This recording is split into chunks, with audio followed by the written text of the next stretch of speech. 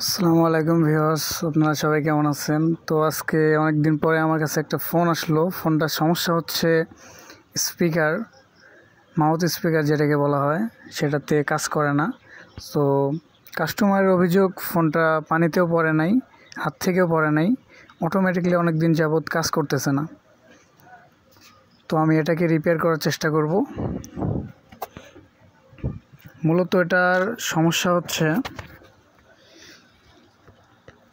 এই যে দেখতে পারতেছেন,